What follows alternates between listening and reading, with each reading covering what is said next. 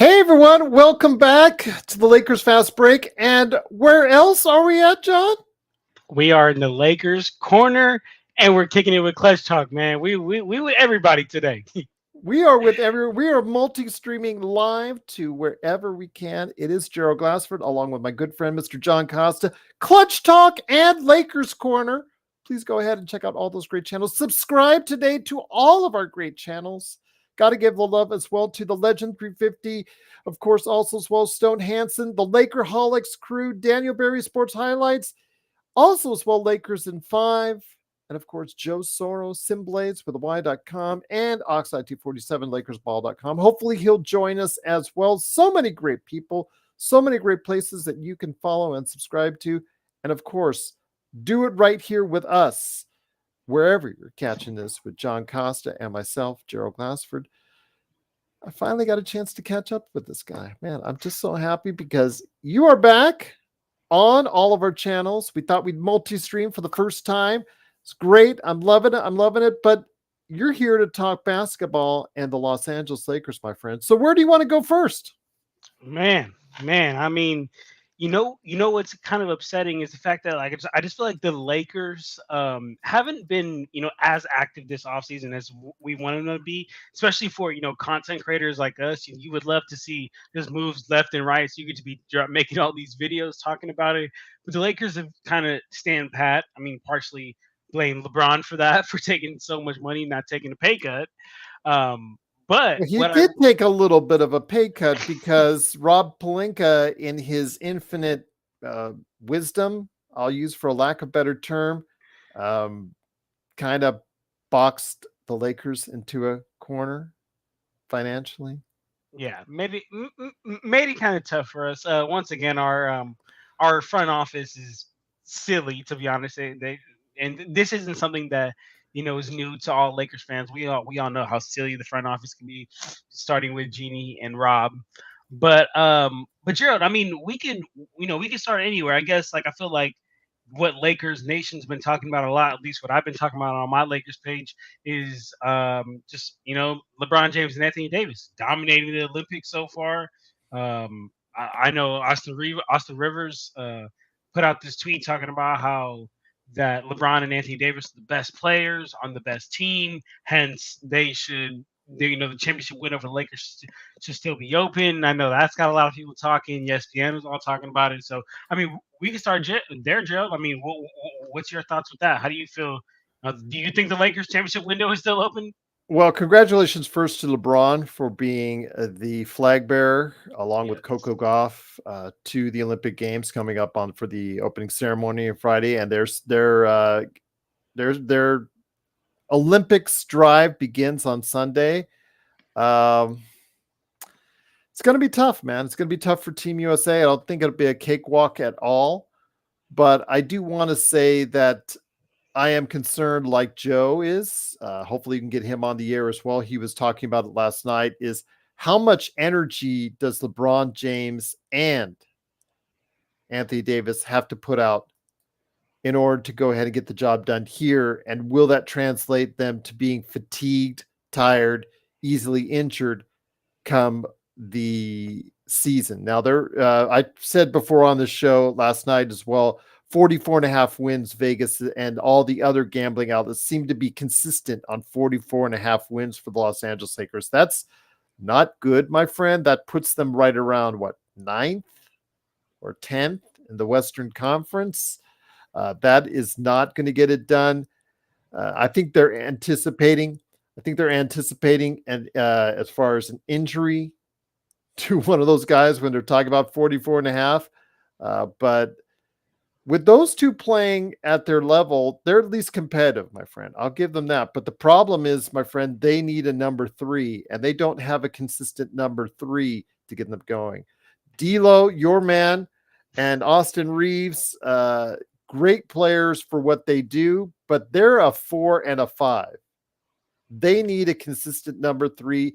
Dalton Connect, you got to give him some looks. You got to give him some, open shots. If you can, he may sneak in as the rookie of the year, but you still need that one dynamic player that's going to allow LeBron and AD not to have to play 38 to 40 minutes during the regular season each game. That's the problem. The reason why they're looking so good now, part of the reason why, John, is they're only playing averaging 20 minutes a game. That is Mhm. a substantial decrease over what they do in the normal regular season. So they look and appear fresh because of it. And I don't know. And obviously, that's not sustainable during a regular NBA season. But if you could give them someone that could come in there, John, and help them out consistently without having to rely on a D'Lo and Reeves, and just you get extra bonus from them, man, that would make it so much easier for me to have confidence in the Lakers. So that's actually a really interesting take. So what you're saying is that they're only, I mean, not only, but the biggest reason or part of the reason that they're playing this well is because they're only having to play 20 minutes a night, so they're not as fatigued, and in those 20 minutes they can give it all they got. Versus in the regular season, they're gonna have to play a lot more than 20 minutes a night if we want to be successful, and then they'll be fatigued. Is that what you're getting at? 'Cause that's a really good. There are other mitigating factors like the international play. As you've Mhm, seen, mhm, some players actually play better. Like, for instance, Dennis Schroeder. He has mhm. played much better on the international scene than what he has done in the NBA on a consistent basis. Maybe the international style right now caters to what AD and LeBron are doing. You could probably take some of that into context as far as the way the spacing is, because everything's a little bit different in international play. Not as just the fact that you're only playing 40 minutes. It's also the fact that you're the style of play as far as what you can do, what you can't do, the length of the shot as far as the three-pointer is concerned. All these things are different factors. Like, for instance, South Sudan, none of those guys right now are in the NBA. Yet how close did they come to beating Team USA the other day? Because they're just so used to that international style play. So it just seems to cater some players better than us. KD, if he should get back healthy, he's the leading scorer all time for Team USA. He would be a big help because he is used to and really, I guess, acclimated to the international style of play. So I think that's a small part of it. But yeah, playing 20 minutes a game, you're allowed to give much more energy and be fresher because of it. Yeah, that's honestly a really good take, Gerald. I'm not gonna lie. Like I haven't feel like I haven't even necessarily thought about it in that way. And to everybody in the chat that was saying what's up to me, man, what's up, everybody? I just saw the chat now, to be honest, because I don't know why, but for whatever reason, I can't see the chat through Talk Studios, but I'm on YouTube on the sides here, so I see the chat. Thank Okay. you, Jay. Thank you, Daniel, Kurt, everybody, man. It's good to see CB, what's up? what's going By the way, on. Comic Con is in San Diego. They have a sister show, WonderCon. I get invited to all the time. That's in LA, just to let you know. Comic Con this weekend. Sorry, geeking out there, my friend. Sorry, No, geeking out. do it, do it. I Yes, love it. yeah, Cool, bro, in the building, man. Cool, yeah. bro. Well, okay. So let's go. I might have to go. Okay. Good luck on trying to get a ticket there. You have to buy them a year in advance. So good luck trying to get into Comic Con. I've been trying to get into Comic Con as a member press now. That's my one, two. There's two places I haven't got to as a member of the press, and that's the one. That's the hard one for me. But getting back to what we're talking about with Team USA, their task is tough, John. I don't think it'll be a cakewalk. I think with Serbia, South Sudan, those teams did. Yeah, I think Serbia they did blow out, but with Jokic on the team, I don't think it'll be as easy as it was last week for them. But translating that into success for the Lakers, we talked about that last night. The problem is the depth around us, the Lakers. I mean, how much confidence do you have in the depth around LeBron and AD? Very little, very little. To be honest with you, very little. Especially when it comes to like confidence when we need you come playoff time. Especially when it comes to just you know players that can be there throughout an 82 game season to allow us to be able to get good seating, and players who are even going to be able to get even better during during the playoffs. And right now, like I feel like we have some players who can be inconsistent during the regular season and then uh disappear during playoffs, which is sad to say, but I mean that's where I feel like we're at, to be honest, unfortunately. And It's that's part of back. the problem because I was asked last week. I shocked our audience last week. I don't know how I do that, but I shocked part of our audience last week when they asked me how many players, if you were GM right now and you could cut any amount of players that you could, how many players would you cut off the Lakers roster? And I said 8 right now off the 15-man roster, which Let me is see. 8, and I would have no sleep, loss of sleep in doing that because yeah, this is as far as not a very deep roster. There's some teams out there that really have a lot of depth, but yeah, Parade on Figueroa on Twitch. You're awesome, man. I just truly appreciate the time that you take out there and to watch us here. Do you expect any move by Palinka before the season starts? They're stuck against the cap. He bungled the cap to now he's stuck on it. Next year, he's got some room if he's still our GM. But the problem is, John, you have to do, or the trade deadline has to work out some sort of miracle. But he is $45,000 away from the second tax apron. All those players that he signed the previous year picked up, except for Torian Prince, picked up the second year on their contract. So all those players that didn't get it done for us last year, the Cam Reddishes, the Jackson Hayes, uh, Christian Woods, we're counting on them after all three of those guys had lackluster seasons. So that's where you really start to get you worry about what the problems are as far as him managing the money. And then you've got the failed draft picks in Maxwell Lewis, who did not impress me in summer league, which is bad for a second year player because second year players have to dominate.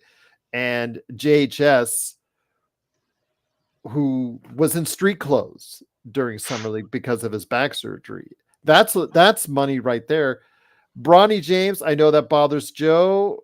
For me, I just, again, the odds are against Bronny James from succeeding because 9 of the last 10 55 picks have not been consistent players in this league. Although Isaiah Wong, we'll see if he can actually stick with the team.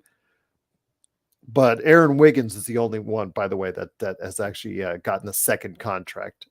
Big shout out to him in OKC. But yeah, it's just concerning how much you're a problem with the Lakers because not only are they against the cap, John, they don't have the depth over sustainable season to help out LeBron and AD sufficiently.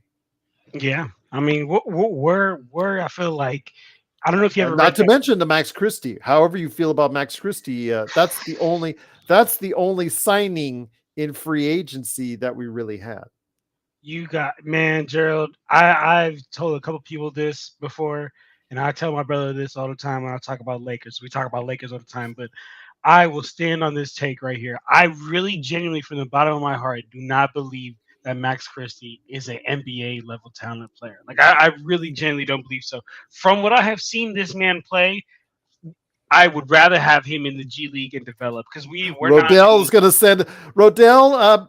Please mention. Okay, go to. I will forward your hate email for John Costa to him. Don't worry, because you said that Rodell will actually let me know tomorrow. But go ahead, your reasoning why. So No, honestly, I mean, the way I felt about Max Christie from the beginning, and he definitely what I'm saying, took a jump from year one and year two, but I feel like from the beginning he was just too small, and then he did get a little bit bigger, got in the weight room.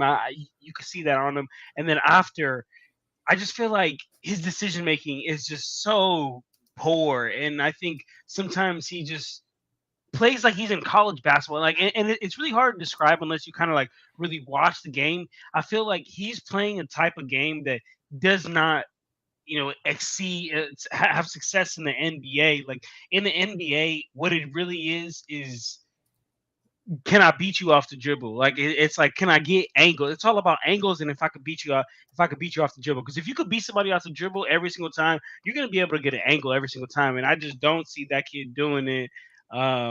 His shot inconsistent. It's like, I don't know, man. I don't know why, but I've always had this. I don't want to say hate, but like I just always had this disliking for Max Christie, and it's so upsetting to me the fact that he takes up a roster spot when he could He's a be, second round pick, just like Lewis and like Bronny. So the odds against these guys becoming rotation players, John, they're longer. I mean, yeah, there are certainly some great success stories in the second round. Nikola Jokic would be number Jalen one. Brunson. Yeah, Jalen Brunson right there.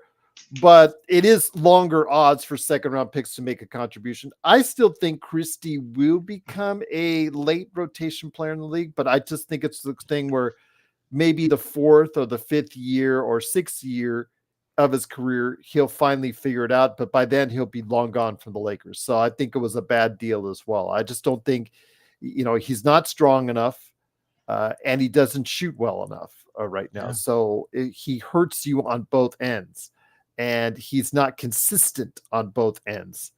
And in doing so, and all apologies to Rodell, because you're going to send me a nasty letter too. So it's just that, again, I don't see it right now, him giving you consistent help on the Lakers roster. So I know that he got mad at me for my affirmation of Dalton Connect, because I saw Dalton Connect live a couple weeks ago at the Thomas and Mack against Houston. I liked what I saw both on and off the court of how he not only treated and respected the audience, the fans, and stuff off the court, but on the court, I think he has enough game that he can provide skills in different areas. Now, his defense is still atrocious. I mean, you and me just holding out a red cape like a matador would probably do better than what he does right now, and that's against summer league talent. But that has to get to an adequate level for Dalton Connect. But the kid has a good stroke, a much better stroke than Max Christie's right now, and that's something that is definable, something that you can utilize. I do think he's pretty heady. I saw some good passing from him. He finds himself in good positions as far as for rebounding. So I do see good signs for him. And he's got to realize, Dalton Connect, that you can't just be a 1-note player in the league. I pointed out that 4 or 5 years ago, you could be a 1-note player in the league. You could be just a 3-point shooter and you can stay in the league. But as we see Landry Shamet and Davis Bertans still looking for jobs because they both got their big contracts just finished and nobody wants them now because that's all they can do is shoot threes. They can't play defense. They can't help you rebound. They can't facilitate. They can't do thing as a second playmaker. They can't do anything else. So they aren't as valuable as they once were because the league has transitioned to you needing more than one skill. And so when it comes back to Max Christie, I just don't think he's been able to develop one particular set of skills well enough to stay in the league right now. But I do think he will do so at some time. I just don't think the Lakers will have enough patience for it. I mean, we shouldn't have enough patience for it. I mean, look where we are. We should be in win now mode, in my opinion, with having a damn near 40-year-old You would LeBron. think. Yeah, right. You would think, right? Like having 40-year-old LeBron James and having Anthony Davis in his prime, like we should be in win now mode. And one thing I do want to highlight real quick, Gerald, that you had brought up is players that are like the Landry Shamits, the one-dimensional players are like getting pushed out of the league. I think that's a great point. I always talk about that when it comes to like the players like Hassan Whiteside who were just like really good at one thing but couldn't do much else. But what another thing that I talk about as well is like the NBA is getting to the point where like if you're a defensive liability, like you're gonna get played off the court eventually at some point. So it's like Or an everyone offensive liability like Jared Vanderbilt. exactly right. So you have to be able, like basketball is getting to the point where you have to be able to be like good at. You have to be able to be decent, serviceable at literally everything, right? I think Mhm. the only way you can get away with not being serviceable at something is if you are like like for example, Luka Doncic, right? I think Luka, like you would be dumb as a coach to be like, oh man, I'm gonna take Luka out of the game so he doesn't get exploited on the defensive end because of what he brings you on the offensive end is just too much to give Yeah, up. he's But so good he's yeah, you're right. on the Exactly. offensive end. He's so good on the offensive end that you're like, you know what? Like, I'm okay with what he's gonna give up on the defense end because he's gonna probably give us that and much more on the offensive end. But like 99% of players that are, They're not elite. they're not elite. They're not bringing so much on the other end that it's like, wow, I can't keep them off the court. So that's why I think like it's really getting like the league is pushing to the point where it's getting like if you cannot at least do everything on the court a little bit serviceable, you're gonna get played off the court. I hear you, my So friend. Absolutely. But again, when it comes right down to it, I'm not trying to provide hate for Max Christie, and I know when you and Stone and Joe say he's not even at an NBA level, it's not. It's just your perception and it's your opinion. He doesn't have the worst contract in the world, but $8 million is still something right now on a team right now this year. It kind of hurts you because of how wow. close we are to the second tax apron. I want to touch on something Hernan's been saying. Big shout out to Hernan. Um, he said, Gerald, I know you're against this, but I'd rather see Austin on the second unit. I'm not against it. I actually am for it. I actually said, if that's the thing, you got to have the faith in Dalton. If Dalton hits for the Lakers, he will be the starting shooting guard or small forward, Hernan. If he hits, I am fully for it. And if the Lakers, I think, are going to get a better stage, Joe says if Dalton starts, the Lakers are in trouble. I think if Dalton starts, John, the Lakers could be better off. I I think mean, Austin is better off coming off the bench as your sixth man and could be I'm sixth man of the year material. he absolutely could be six man of the year material because like I feel like those guys are just always like microwave scorers, and that's really what he can be. Just come off the bench and just give buckets. So I agree with that take. I want to see how it's going to play out, before I give a definitive answer of if Dalton starts or not. But I agree that he can be really good. Like he is starting material. Like theory, like on theory and on paper, he's starting material. But I need to see it because as a basketball player myself, I know that saying it is one thing, and then doing it when you're right there on the court is a whole different thing, especially at the NBA level. I know that JSJ says, he says he thinks we're forgetting about Vando. Joe and I talked about it last night. What is his health like? I mean, Hmm. he signed that extension already feeling it in his foot and the foot injury that cost him almost the entire season this past season. He came back, looked pretty bad for a couple weeks, finally started to look decent because they finally started using him in the dunker spot where he wasn't as bad of a problem offensively, but then he got hurt again and he was pretty much out for the rest of the season. So we're not forgetting Vando, JSJ. I just don't think he is so bad on one end of the court. That's the problem. That's what we're And as talking we about. saw in the Denver series 2 years ago, not this last Denver series, but the year before, where they played him off the court Hmm. because of its inefficiencies. That's the problem, JSJ. You can't have that in a playoff matchup. I'm not talking about during the regular season. When I talk about all these pluses and minuses, John, I always seem to focus my conversations on what it's like during the playoffs. When I talk about D'Lo, D'Lo is a great regular season player, a very good regular season player. It fills up the slots, gets you the games, gets you the points. It's great. He'll get you some 20 games. He'll get you some 30 games. He'll go off. He'll do his thing. But what happens, and you're the biggest fan of D'Angelo Russell, what have you seen from him over the course of his career Dips in the in the playoffs. playoffs? Dips in the playoffs. Dramatically dips in the playoffs. Unfortunately.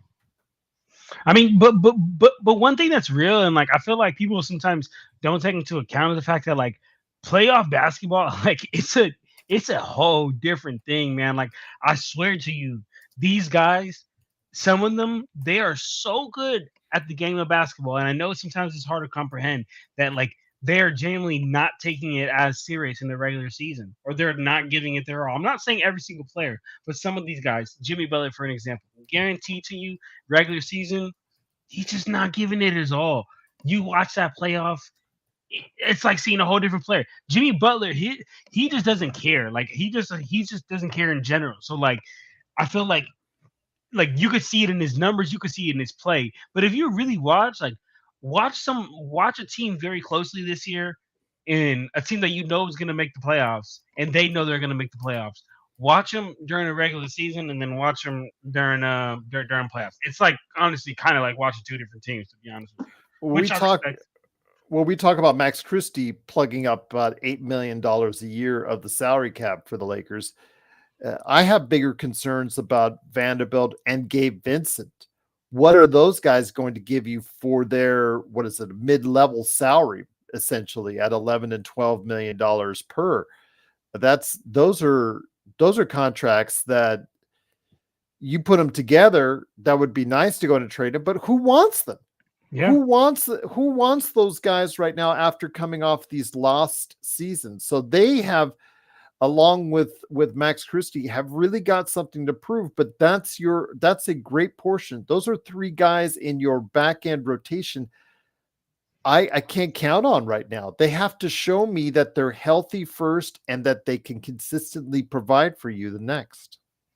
absolutely, absolutely. I mean, I feel like if you can't perform in the playoffs, like why would I trade for you? Like why would I want you on my team? Like I don't want to be a regular season champion. And that's part of one of my biggest qualms with Rudy Gobert, right? Is the fact that like man, I think he's an amazing defender, like an amazing defender during regular season. And I think he can also, to an extent do it in the playoffs, but it just gets to a point in today's basketball where it becomes find the mismatch. And if he's on the court, all you gotta do is go small, eventually and get that switch because like in a 24-second shot clock, depending on how willing your role players are, you could set a whole bunch of on ball and off ball screens to force some switches. You get a favorable mismatch, and then at this point it's just about me just beating you to the hoop. So man, I mean, Dylan says Houston has a better roster than the Lakers.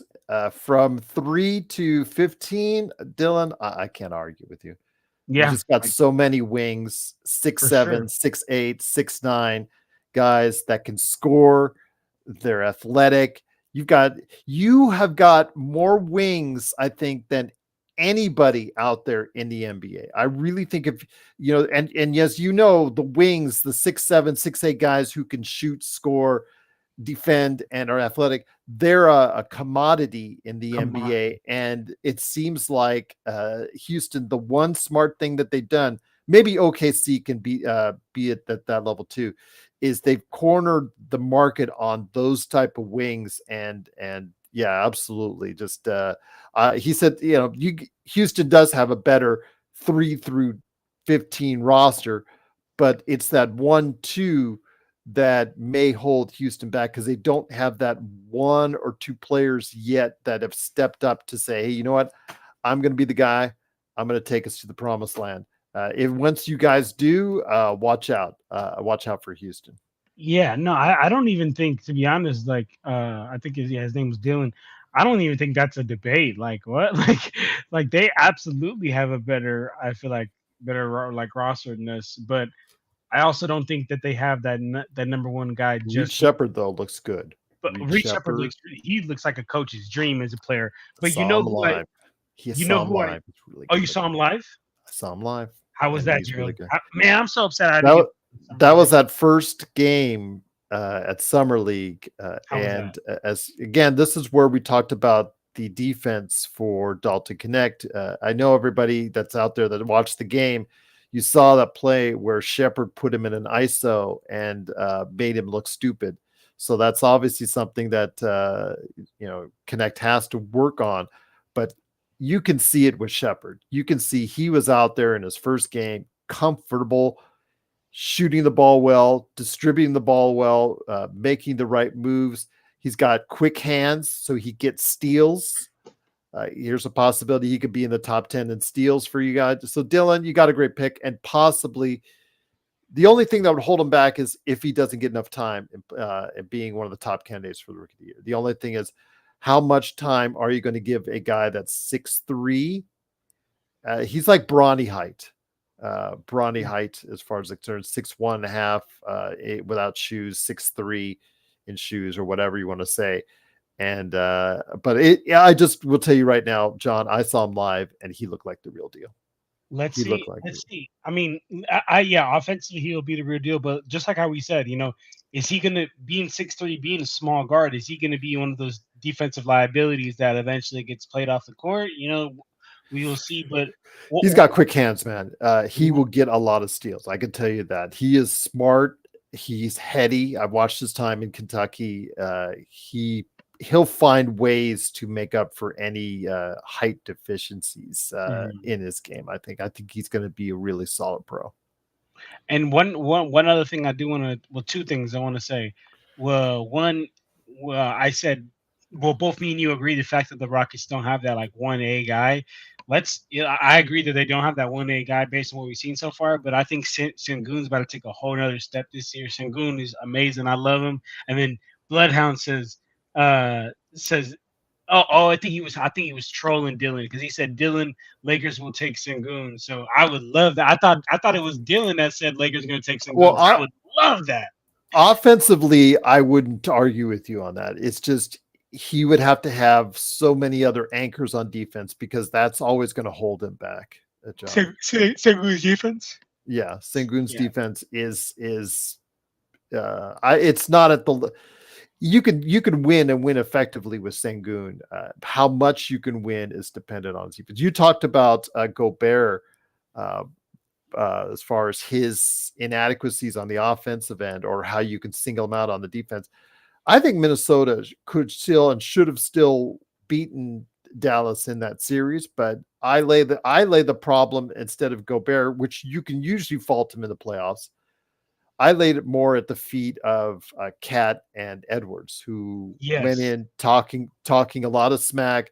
They looked really good in those first two series and just didn't get it done offensively. They were horrible offensively, and I think that's where Minnesota, really took a pounding. Hopefully they, for them, if you're a fan of theirs, they use this as a lesson and will come back because I think this is the type of team Gobert can stay on the court for in the playoffs if Cat is shooting from the outside and Edwards is scoring like a beast. You can get What I away with Gobert on the. what I will say is this: for that situation, I think the Timberwolves have made it perfect for them to be able to have Rudy Gobert out there, and when they need to hide him, they can hide him. But that's because they have the luxury of having basically three centers, to be honest, right? They have Rudy, they have Cat, who can run as a center or as that four because he's like a stretch 4 or 5, however you want to call it, and they have Nasri, who legitimately can start on probably 29 other teams in the league. So I think that they have the ability to be able to keep Rudy out there when they need to, quarters 1 through 3. But then, late in the game when it becomes just a switcheroo thing, and I'm just looking for the switch, you can hide him off the court. Yes, I agree with you on the point of Carl Anthony Towns. He definitely didn't show up as much as he needed to in that series. Anthony Edwards started to choke. But one thing I'll say is that I think that like you remember that step? I think it was like game 2 or game 3, the step back that Luca hit over Rudy Gobert. Like Mhm. that right there was a prime example of like at some point in the game or in the series or in the season, however you want to look at this, we're gonna get to a point where if you're on this court, like it's a mismatch. Like I remember I was watching the game with my friend, and I literally told my friend, I was like, I guarantee because there was like 9 seconds left, no shot clock. So they had all. So Luca, 9 seconds is a lot of time for Luca to be able to dribble, dribble, dribble, get whatever switch he wants. I told my friend, I was like, I guarantee Luca's gonna get the switch on Rudy, and he's gonna just take him to the cup, or he's just gonna get his step back on him, or just be able to get by him. Because I was like, I guarantee it's gonna happen. So the Timberwolves cannot have Rudy on the court at that time. Turns out they ended up having Rudy on the court. But I Exactly. will come back at you. and I will come back at you to my point and say, it would have never come down to that point, my friend, if Carl Anthony Towns and Anthony Edwards hadn't have shot 9 for 33. Okay, and I'll give you that. I absolutely will give you that, and that is real. Like they shouldn't have even let it get there. But I think like that's just what I'm saying. Like overall, is the concept of like, man, at some point, at some time, you're gonna end up getting exposed. So why Oh yeah, even have oh these yeah. kind of players on your team? You know? I get it, but I think if there's any team that Rudy Gobert can succeed again on, and believe me, I know he's a problem depending on the type of team you have. I think it's this one, but Towns and Edwards have to play up to their capabilities. If they're not, then Agree. Gobert does stick out like a sore thumb, and I will Uh, agree with you. absolutely agree. Absolutely agree, Gerald. Again, just love chewing the fat with you, my friend. Always good to have you on. As far as that's concerned, it is John Costa, Clutch Talk and Lakers Corner, plus also me, Gerald Glassford, the Lakers Fast Break. Again, if you are new to the channel, I should say channels, please subscribe because you're going to see a lot more of all of us on channels going forward, as far as all of each other channels cross promoting things of that nature, and it's my honor, and I'm very privileged to be able to go ahead and work with John on that. I think it's to my benefit. I've seen the work that he's done. He's done an outstanding job of providing NBA coverage and also Lakers coverage out there on his channels, and glad to be a part of it, my friend. Glad to be a part of it. Appreciate you, Gerald. I am super happy. I get to be a part of the Lakers Fast Break family. I love the Lakers Fast Break family. It's the best. I always say it's the best Lakers community. Even though I have a Lakers channel myself, this is still the best Lakers community. I love this community. It's all because of you guys out there, and it's truly appreciated. But before we head on out, my friend, I mean, your thoughts on the summer league? I know we can't leave without some Bronny talk. I told you about my time at summer league. Overall, I know that they had a hard time as a team. They did win their last 3. Did go 3-5 on the season. Dylan says, I wanted to trade Jalen Green for an all-star. I hope we get Kawhi. But Dylan, if you trade for Kawhi, you also get Kawhi's knees. Yeah, Yeah, that is that doesn't stay at the Intuit Dome or the toilet bowl, as we like to call it here. toilet Yeah, bowl. I love that. yes, because Steve Ballmer's so proud of his toilets that are going to be state of the art in that. He's bragging about that. If that's how it came about, as far as that's concerned. But I yeah, love that. yeah. I mean, Kawhi, can you trust him to stay healthy anymore You in this can't. point of his career? You really cannot trust Kawhi Leonard to stay healthy, and it's frustrating as a Clippers fan, but also just as like a basketball someone who loves watching the game of basketball. It's frustrating because like Stephen A says this all the time, and I honestly this is the one thing I agree with Stephen A. Kawhi Leonard is probably one of the biggest like letdowns of a superstar because like when Kawhi Leonard's there, like oh man, talk about somebody that does a little bit of everything on the court, and he's great at everything on the court. Yeah, Kawhi Leonard's it, but he's just so little availability. And one thing I always revert back to when I talk about injury prone players is like your best ability is availability. And if you're not available, then I don't know. I don't really. What am I gonna do with you? You know. So I hear you on that. You hope you get Kawhi Leonard, but I Well, don't know I if you mean, want to give up well, Jalen Green. Jalen Green is a bigger issue because we talked about a lacking a number one. He would become their number one. That would Kawhi. solve a lot of their problems But how if he's much is he going to healthy. be there? Yeah, but Yeah. how much is he going to be there? You know, and if you have a player like Kawhi, now you got to build a team around him, and now he's not there. Your team is incomplete. You have a team that's built around a player that's not there. That's an incomplete team. You know. I did see the Intuit Dome under construction halfway. It looks good. I'm not going to kid you wrong. And when it comes out, it'll be the shiny new toy For for sure. all the concerts to go to, et cetera, et cetera. They'll take a lot of business away from the crypt and the forum. Unfortunately, I love the forum. I'm glad it's staying up. Yeah, have such a great affinity for the Los Angeles forum. But yeah, it will take a lot of the business. You'll start seeing all the concerts, the premier concerts going the Intuit Dome, and that'll piss off the crypt and the owners of the crypt. I still think that if it becomes a premier destination, John, for basketball related stuff, I think that Jeannie will start thinking about asking for her own arena. I think she'll go and see what she can do to get some funding for that from the city. Yeah, I just have that feeling. I just, because it's just one of those things with these owners, with these billionaire owners, like, oh, you have a nice arena. Oh, I would like one too of my own. So there you go. Absolutely. So yeah, don't be surprised. Just don't be surprised if that happens. But before we head it out, my friend, your thoughts on Summer League? I got a chance to watch all the games. Lakers ended up winning their last 3 in a row, going 3-5 on the season. What are some of the highs and the lows for you for Summer League? I think one of the highs for me was honestly just seeing the player that I thought Dalton Connect was, because I've always claimed, I don't get into much college basketball. So I just kind of, was going off the scouting report when we got Dalton Connect. I was like, all right, cool, a 6'4", 6'5" wing shooter, kind of what we need, better than having Vando out there. And then, after getting to watch him in summer league, I felt like I was I felt like I was correct about the scouting report. I was like, all right, cool, that scouting report was right. That's a player who fit right in.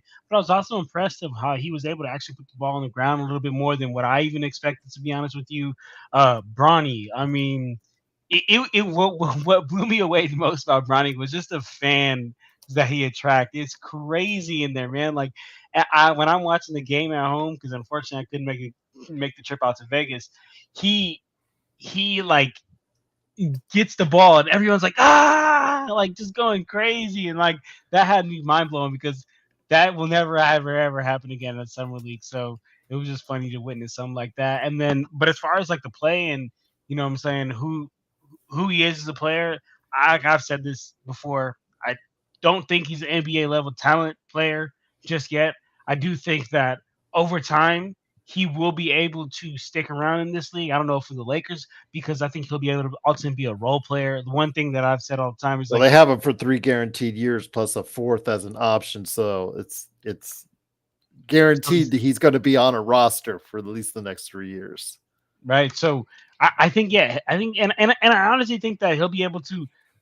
I'm not saying contribute big time like 6 man of the year player numbers, but I'm saying, like, I think he'll be a player that he's enough to be on the roster, right? And that's because I think he's learned how to be a pro his whole life, and being a pro versus being a college basketball player is kind of different. And I think he's starting to get it. He's got a taste that his whole life. He might turn out to be okay. I'm going to tell you a story because I told you I went live, and I Mhm. know that they've already heard this on Lakers Fast Break, but I wanted to tell your audiences on your 2 channels. I went to that game, and it was the big game for Bronny, and it was a crowd. He brought in a massive audience. He was the focus of the advertising. You went Wow. by the digital billboards on the freeways, and guess who you saw? You didn't see Reed Shepard at the front of it. You didn't see Zachary Richichet in the front. You didn't see Alexander Sarr on the front of the advertising. Guess who you saw? You saw a second rounder, Bronny James, at the front of the advertising. And I'm going to give Las Vegas, Thomas and Mack, some props on that, and the NBA for understanding that audience, because when it came time for that game, they had a crowd very close to, maybe you could say it was a little more than Victor Wembanyama's debut I last was there year. for that one. It was that size. Let's just put it that way. It's about Wow. 90% full, to give you an Wow. idea. So, which That's was there crazy. for Bronny. And I'll tell you why. I can tell you it's for Bronny here in a second. But he came out, he played. It was sad, man. It was really sad because as he kept on missing shots, he kept on bricking threes. The laughter was getting louder and Damn. louder in the crowd. It was, you could hear it at every point in the arena, and it was sad. It's getting really sad as he continued to struggle. As he got ready to take his 3-point shot, you could hear the Russell Westbrook groans like we used to have at the Damn. crypt that were there. People just groaning that they didn't want him to take it. And then the cat calls started to come out. A cat call. I know that's a dating me myself when I say that, but stuff, people saying stuff like, somebody yelling from the top, clearly, distinctly, you could hear it throughout the arena at a quiet time that he yelled out. First of all, he yelled out the Lakers are garbage, and then he yelled out that Bronny will have 40 points in its entire career. So Damn. and he yelled that so loud at a perfect time where you could hear it throughout the arena. And it was just, I felt bad for the kid.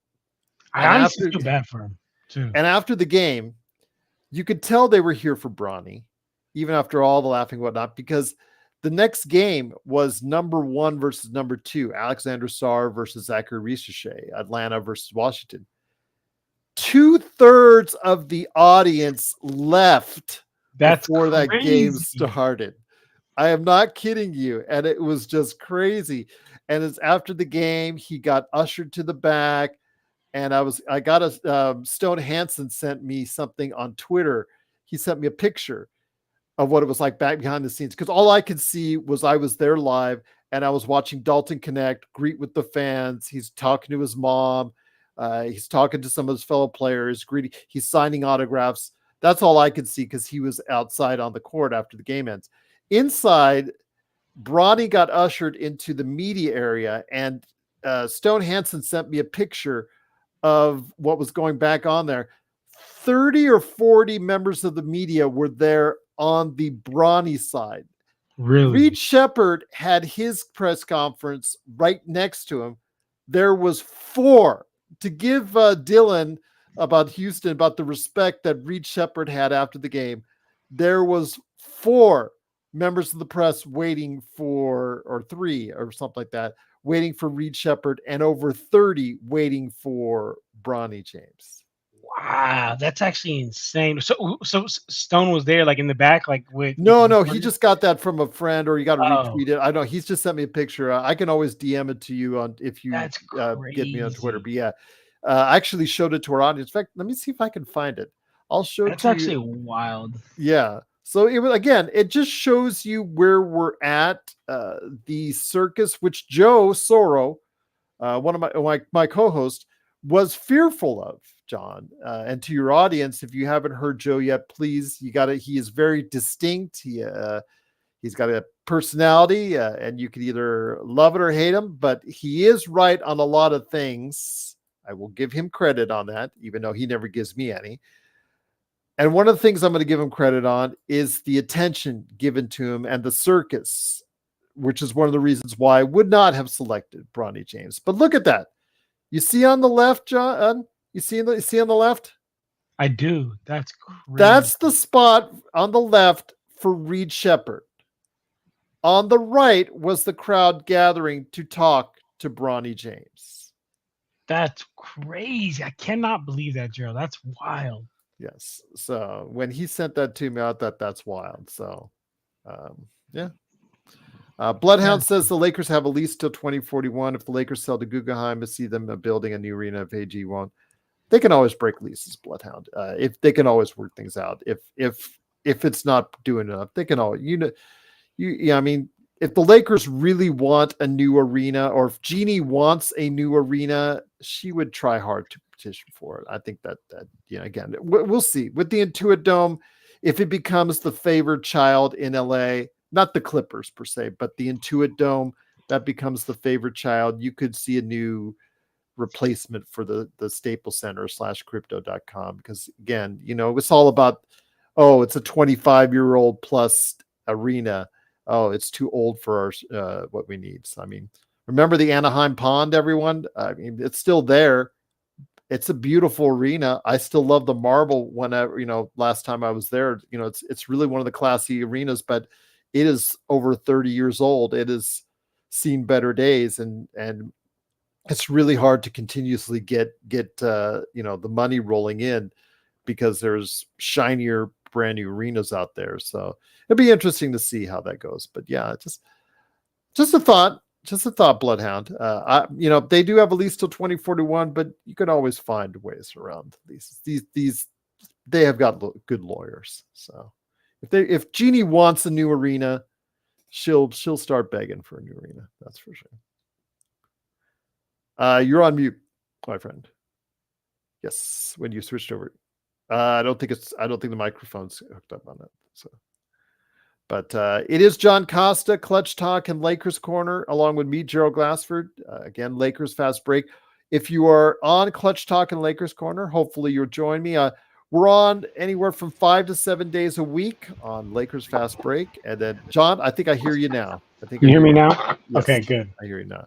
Thanks. Yeah, just great to be doing this cross promotional thing, and hopefully our shows. You're welcome to put your shows on Lakers Fast Break anytime you so choose, my friend. So Absolutely. Well, I appreciate you, Gerald, and appreciate everybody that stood around here in the chat. And yeah, like how Gerald said, you'll be seeing a lot more of all of our faces and all of our channels. So look forward to it.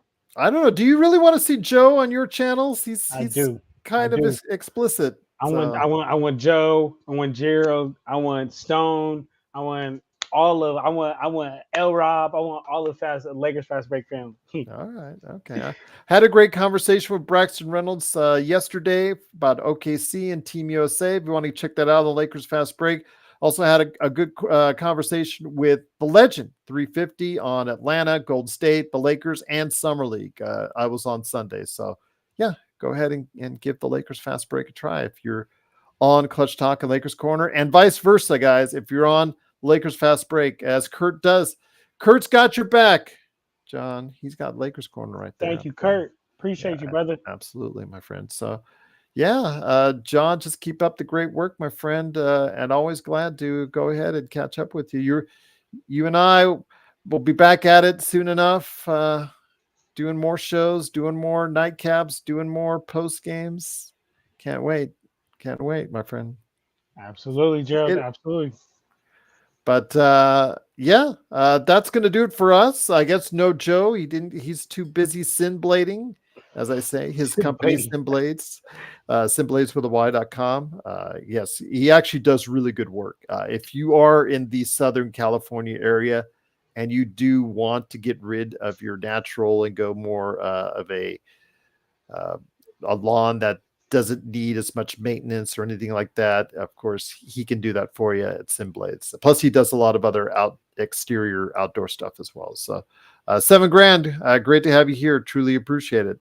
Yes, yes. Call of Duty MW3 just dropped on Game Pass. Yes, a big win for them, and you'll see more Activision titles there in the future. But yeah, man, great conversation with you. Yeah. Oh, Bronny. Yeah.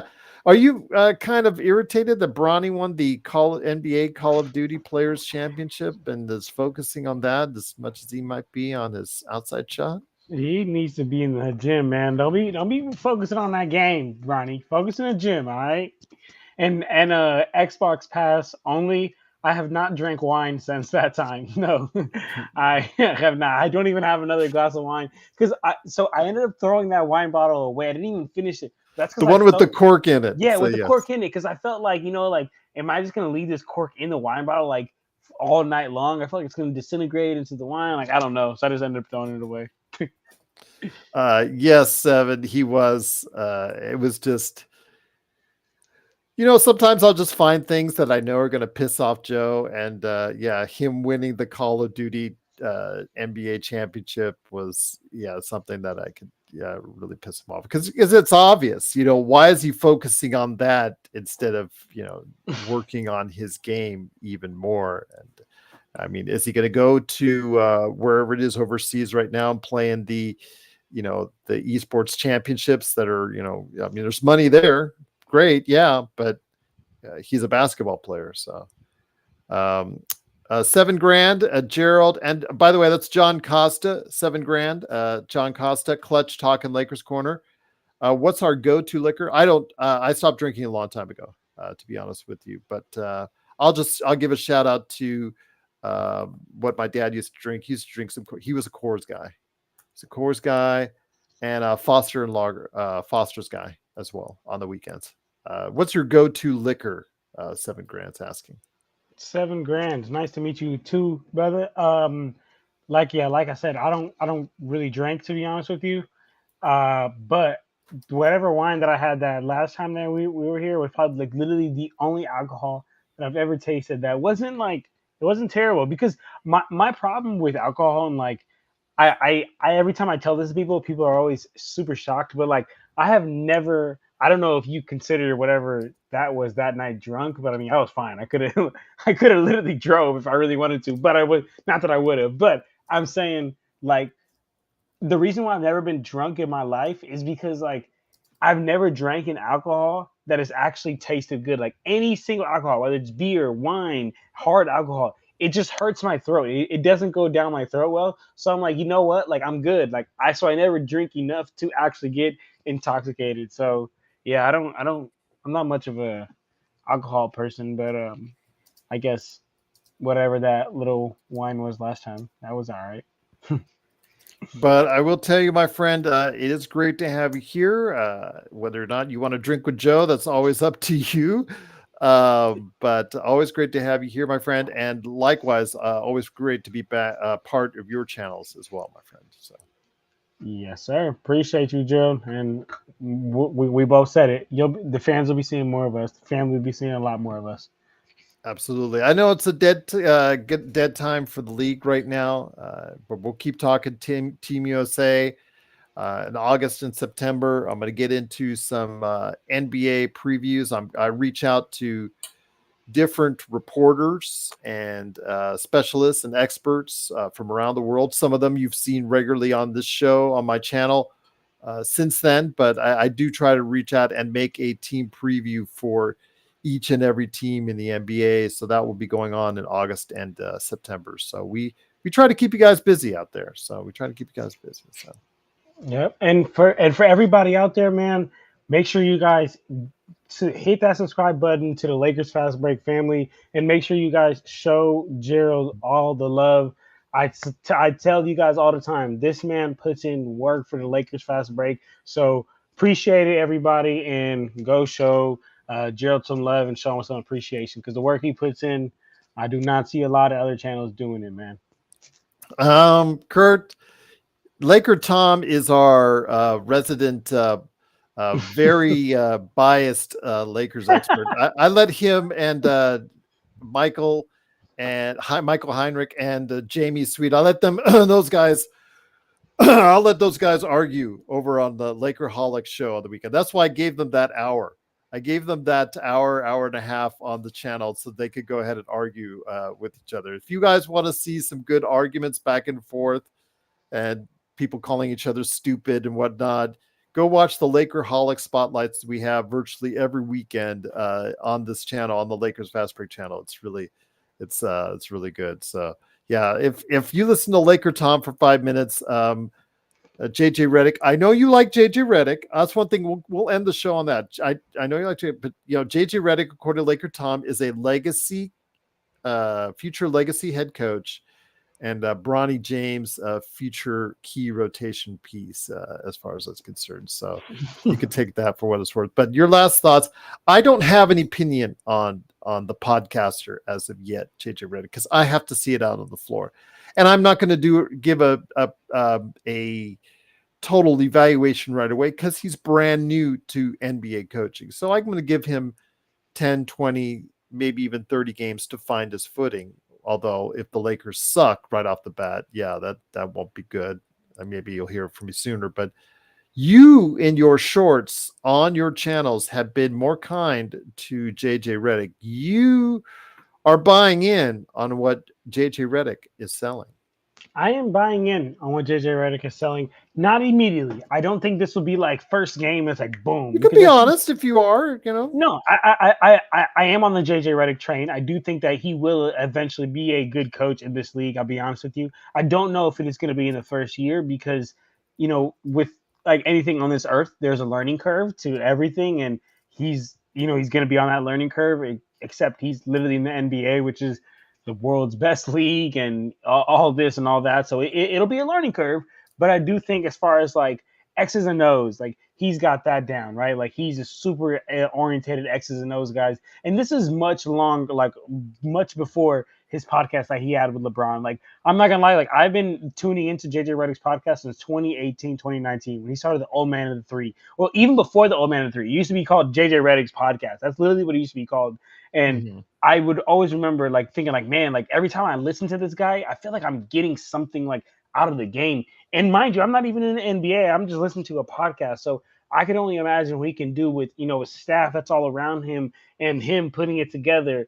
Also, I do think that, like I said, I don't think it's going to be a one-time thing like that. But I also think that he's getting to build the players that he wants around him.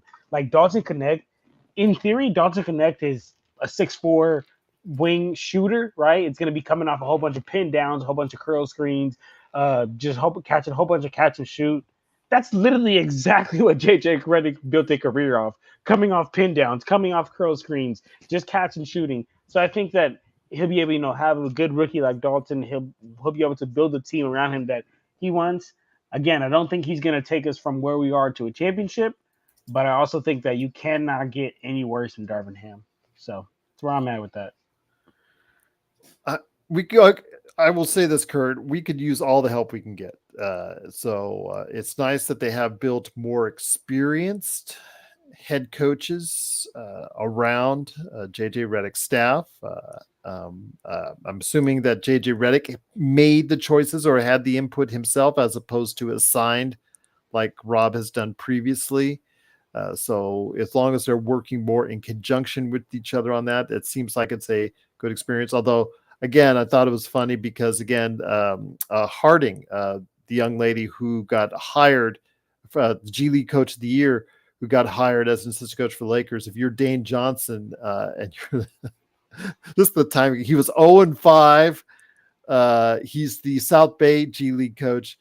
And he's the summer league coach, and he was 0-5 in summer league. And then all of a sudden the next day he sees that the G League Coach of the Year, his peer, got hired ahead of him on the spot that he wants on the assistant coaches for the Lakers. I thought that was kind of ironic and funny at the same time. Just shows you what the team has confidence in Dane Johnson right now. But again, I think it is a pretty good staff. I know Joe doesn't care one iota about assistant coaches, but I think they are a valuable tool in helping this team develop, and especially with the youth on this team, John. It is critical that the Dalton Connects, the Max Christies, and even to a lesser extent, Maxwell Lewis and Bronny James, two of those four guys start to develop and be able to make a contribution sooner rather than later. So I believe player development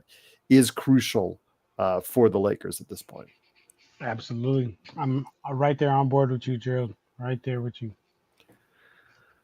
Man, great conversation. Great to have everyone here. It is John Costa, Clutch Talk at Lakers Corner. Please follow his channels, subscribe, do whatever as you can. And then, of course, myself, Gerald, and, of course, Joe and the Lakerholics and everybody that's a part of the Lakers Fast Break. Truly appreciate it. Yeah, like you said, Kurt, Pelicans had a shooting coach that helped Lonzo with a shot. We have no such thing. I thought Mike Penberthy, when he was here, I thought he was the shooting guy. Am I wrong on that, Kurt? Let me know. I thought Penberthy was the guy that was supposed to be the shooting expert on that, but I may be wrong on that. But John, any last thoughts before we head on out, my friend?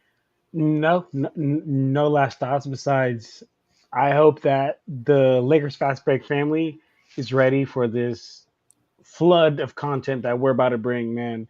Gerald always talks about, always trying to be putting out content and be as live as much as possible. Well, Gerald, we'll be doing that a lot more, man. So appreciate you for this time. I honestly love talking to you about basketball. Love getting in here with the Lakers community that we have, and it's just another, I'm just looking forward to the next stream at this point. Oh, and one last thing. Somebody gave me a note. Why did you? What happened to your Lakers uniforms, Gerald, and the behind you? They're just getting cleaned. calm down. I'm not losing my Lakers fandom, but every year I will take, one time and wash all the uniforms I got back. I got 6 of them. So don't worry. They'll be back up soon. ASAP. Just got to keep them clean and smelling fresh. There you go. So just want to make sure. When was the last time you watched LeBron? LeBron everyone.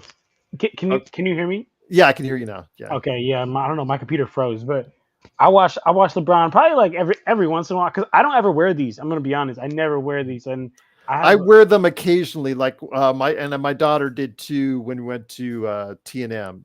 So yeah, I occasionally still do. So yeah. I don't watch them much, but I just have so many jerseys. I just I'll like swap them out. But I always keep this one because I'm in the Lakers corner, so I gotta at least have one Lakers one. All right, fair enough.